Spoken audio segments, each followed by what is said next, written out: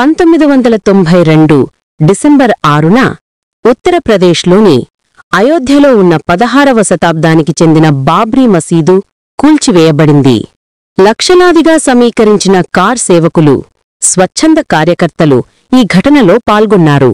ఈ గుంపును విశ్వ Hindu Parishad, VHP, RSS మరియు బీజేపీకు సంబంధించిన నాయకులు సమీకరించినట్లు అప్పటి నివేదికలు పేర్కొన్నాయి.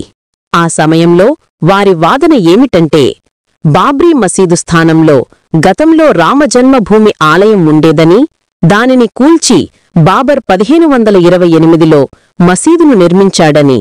సుప్రీంకోర్టును మసీదు భద్రతను కాపాడతాం అని హామీ ఇచ్చినప్పటికీ కొన్ని గంటల్లోనే ఆ నిర్మాణం పూర్తిగా కూల్చివేయబడింది.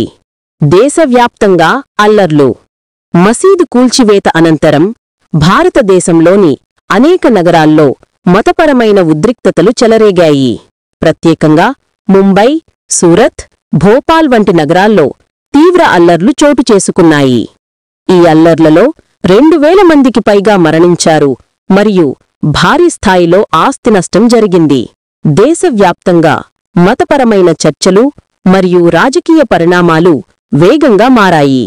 ఈ ఘటన భారత రాజకీయాలలో ఒక కీలక మలుపుగా భావించబడింది. 2019 సుప్రీంకోర్టు తీర్పు. ఏళ్ల తరబడి నడిచిన న్యాయ పోరాటం తరువాత 2019లో భారత సుప్రీంకోర్టు తీర్పు వెలువరించింది. తీర్పు ప్రకారం వివాదాస్పద భూమిని రామ్ జన్మభూమి తీర్థక్షేత్ర ట్రస్టుకు ఆలయ నిర్మాణానికి అప్పగించారు. మసీదు నిర్మాణానికి ఇతర ప్రదేశంలో స్థలాన్ని కేటాయించారు. ఈ తీర్పుతో అయోధ్య వివాదానికి చట్టపరమైన ముగింపు వచ్చింది.